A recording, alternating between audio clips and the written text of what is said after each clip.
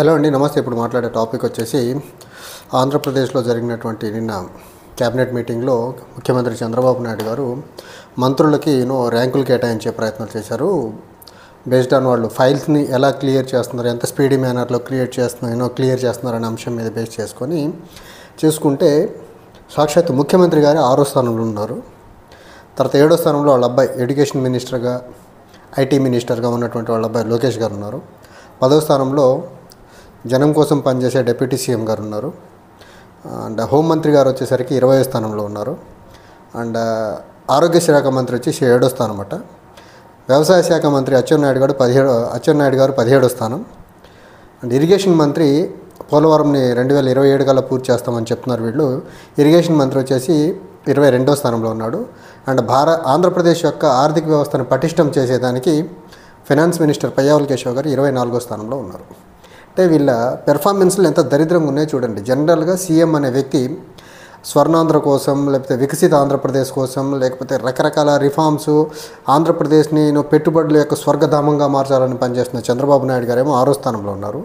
ప్రపంచంలో ఉన్న ఐటీ కంపెనీలు మొత్తాన్ని ఆంధ్రప్రదేశ్కి తీసుకొచ్చి ఆంధ్రప్రదేశ్ మొత్తం ఐటీ అండ్ 4th ఇండస్ట్రియల్ రెవల్యూషన్లో నింపేయాలనుకున్న లోకేష్ గారేమో మనకి 7వ స్థానంలో ఉన్నారు. అండ్ అకౌంటబుల్ బాధ్యతగా పనిచేసే పవన్ కళ్యాణ్ గారు ఫైల్ క్లియర్ చేసే విషయంలోకి వచ్చేసరికి 10వ స్థానంలో ఉన్నారు. అండ్ ఆంధ్రప్రదేశ్లో లా అండ్ ఆర్డర్ని చాలా పటిష్టంగా, అనునిత్యము చాలా అద్భుతంగా లా అండ్ ఆర్డర్ని ప్రొటెక్ట్ చేస్తున్నటువంటి హోంమంత్రి గారు వచ్చేసరికి 20వ స్థానంలో ఉన్నారు. ఇంకా ఆంధ్రప్రదేశ్లో రైతాంగం క్షేమం కోసం రైతు భరోసా డబ్బులు ఇచ్చేసేసి, రైతులకి గిట్టుబాటు ధరలు ఇచ్చేసి, రైతాంగానికి చాలా అద్భుతంగా మేలు చేస్తున్నటువంటి వ్యవసాయ శాఖ మంత్రి 17వ స్థానంలో ఉన్నారు.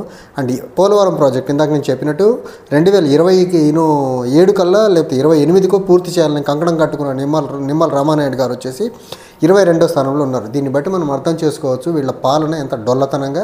మరి నేను చెప్తున్న కొన్ని కీ మినిస్ట్రీసే మాట్లాడే ప్రయత్నం చేశాను. అండ్ నెంబర్ 1, నెంబర్ 2 ప్లేసులు చూసుకుంటే ఒకటి మైనారిటీ వెల్ఫేర్ శాఖ, ఫరూక్ గారు ఉన్నారు.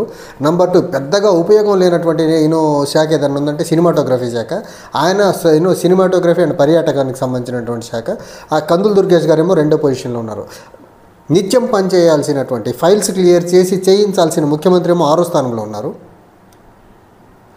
అండ్ విద్యారంగాన్ని మేలు చేయాల్సినటువంటి లోకేష్ గారేమో 7వ స్థానంలో ఉన్నారు. చూడండి వీళ్ళ పనితీరు ఎంత దారుణంగా ఉందో. అండ్ వీళ్ళు ఆంధ్రప్రదేశ్నంట స్వర్ణాంధ్రప్రదేశ్కి మారుస్తారంట. ప్రపంచ నలుగురులో ఉన్నటువంటి ఈ కూటమి ప్రభుత్వం పెట్టుబడులు మొత్తం తీసుకొచ్చి ఆంధ్రప్రదేశ్లో పెడుతుందంట. సంవత్సరానికి 5 సంవత్సరాలకి 20 లక్షల ఉద్యోగాలు క్రియేట్ చేసేస్తారంట. 6 గ్యారెంటీలు ఇంప్లిమెంట్ చేస్తారంట. వీళ్ళ ర్యాంకులు ఎంత దరిద్రంగా పెట్టుకొని వీళ్ళు పాలన పరంగా అద్భుతాలు చేస్తారంటే ఎవరైనా నమ్మేదానికి ఆస్కారం ఉందా?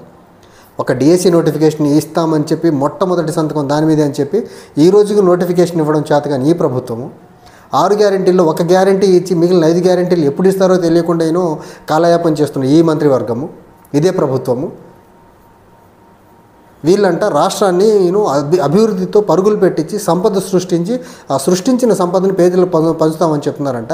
నిజంగా చంద్రబాబు నాయుడు గారు తెలిసి చేశారో తెలియక చేశారో తెలియదు కానీ ఈ ఫైల్ క్లియరెన్స్కి ర్యాంక్ చేయడం మంచి పని చేశారు. అంటే వీళ్ళ డొల్లతనము, వీళ్ళ చేతగానితనము, వీళ్ళు ఫైల్స్ క్లియర్ చేయకుండా ఊరికే మీడియా ముందుకు వచ్చి సొల్లు కొడుతున్నారనే దానికి ఎగ్జాంపుల్స్ ఇవి. ఈవెన్ ముందు వరుసలో సాక్షాత్ ముఖ్యమంత్రి గారు వాళ్ళ అబ్బాయి ఉన్నారు నిత్యం. అండ్ హోంమంత్రి నిత్యం మీడియా ముందుకు వచ్చి ఏదో ఒకటి వాగుతారు తప్ప వీళ్ళు ఫైల్ క్లియర్ చేసేదానికి వీళ్ళకి టైం ఉంటుందా, చేయాలనే ఇంట్రెస్ట్ ఉంటుందా అర్థం కావట్లా.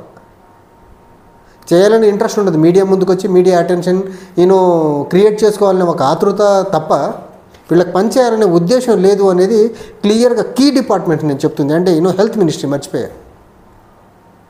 హెల్త్ మినిస్ట్రీ వచ్చి 7వ స్థానంలో ఉన్నారు ఆయన సత్యకుమార్ గారు. సో ఈ రకంగా చూసుకుంటే కీ డిపార్ట్మెంట్స్ అన్నీ ఒక్కటి కూడా అసలు ముఖ్యమంత్రి సాక్షాత్ జనరల్గా ముఖ్యమంత్రి ఫస్ట్ ప్లేస్లో ఉండాలి. ముఖ్యమంత్రి 6వ స్థానానికి వచ్చిన తర్వాత ముఖ్యమంత్రి వాళ్ళ అబ్బాయి 7వ స్థానంలో ఉంటే అండ్ డిప్యూటీ సీఎంగా పిలువబడుతున్నట్టు పవన్ కళ్యాణ్ గారు ఏమో 10వ స్థానంలో ఉంటే ఇంకా మిగిలిన మంత్రులు వీళ్ళకంటే దరిద్రం కాకపోతే వీళ్ళకంటే బెటర్ ర్యాంకింగ్లు ఎలా ఉంటారండి? ఉండేదానికి ఆస్కారం కూడా లేదు కదా. వీళ్ళ పాలన ఎలా ఉంది అనేదానికి బెస్ట్ ఎగ్జాంపుల్ సీఎం ర్యాంకే. సీఎంఏ సాక్షాత్ 6వ స్థానంలో ఉన్నారు. ఫైళ్ళు క్లియర్ చేయకుండా దావోస్ అంటాడు, ఢిల్లీ అంటాడు, ఇంకో దగ్గర పెన్షన్లు పంచేదానికి వెళ్తే పెన్షన్లు పంచాల్సింది వాలంటీర్లు, ముఖ్యమంత్రి కాదు కదా. దానికి ఒక వ్యవస్థ ఉండేది. ఆ వ్యవస్థ మొత్తాన్ని గబ్బు పట్టించేసి పెన్షన్లు పంచేదానికి ఈయనెళ్ళి ఫైళ్ళు క్లియర్ చేయకుండా కాలయాపన చేస్తున్నాడు. ఎందుకంటే ఫైళ్ళు క్లియర్ చేశారనుకోండి ఆ పనులు జరగకపోతే మళ్ళీ ఇంకో తలకాయ నొప్పి కదా. అందుకని ఫైళ్ళు క్లియర్ చేయకుండా కాలయాపన చేస్తున్నారు.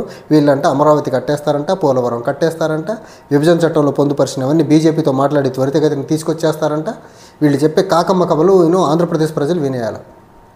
దేశం రాష్ట్రంలో కొద్దిమంది రైతులతో మాట్లాడుతుంటే చెప్తే ఏంటంటే మరీ గిట్టుబాటు ధర లేక అల్లాడిపోతున్నారు రైతాంగం.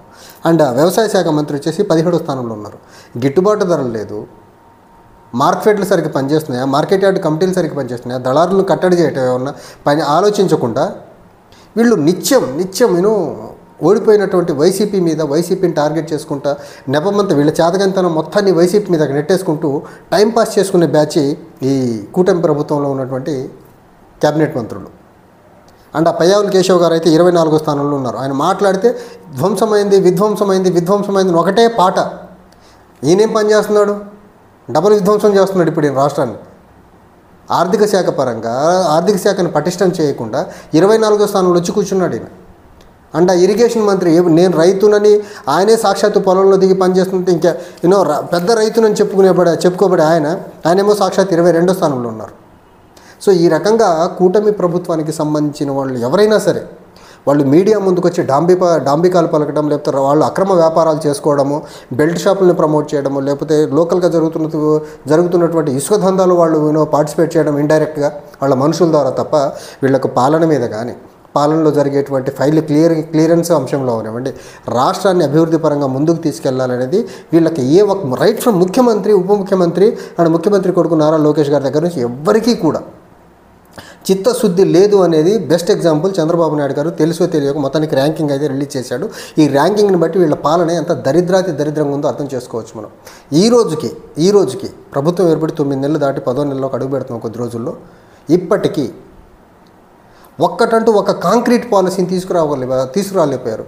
తీసుకొచ్చిన 2 పాలసీలు కూడా వీళ్ళు, ఒకటేమో మద్యం పాలసీ, ప్రజల దగ్గర నుంచి డబ్బులు దండుకునే పాలసీ, రెండోది అక్రమంగా ఇసుక వ్యాపారం చేసుకునేదానికి ఇసుక పాలసీ తీసుకొచ్చారు తప్ప ఇవి కాకుండా విద్యారంగానికి సంబంధించింది, లేకపోతే వైద్య రంగానికి సంబంధించో, లేకపోతే వ్యవసాయ శాఖకు సంబంధించి ఈ రోజుకి ఒక్క పాలసీ రాలా. మరీ విచిత్రం ఏంటంటే వీళ్ళు వచ్చిన తర్వాత ఆరోగ్యశ్రీ మరీ దారుణం. ఆరోగ్యశ్రీ బిల్లులు క్లియర్ చేయకుండా ఆరోగ్యశ్రీని పక్కకు పెట్టేసేసి ప్రజల మీద పెనుభారం మోపే ప్రయత్నం చేస్తుంది కూటమి ప్రభుత్వం. అండ్ ఆ సత్యకుమార్ గారు వచ్చేసి 7వ ప్లేస్లో ఉన్నారు ర్యాంకింగ్లో చూసుకుంటే.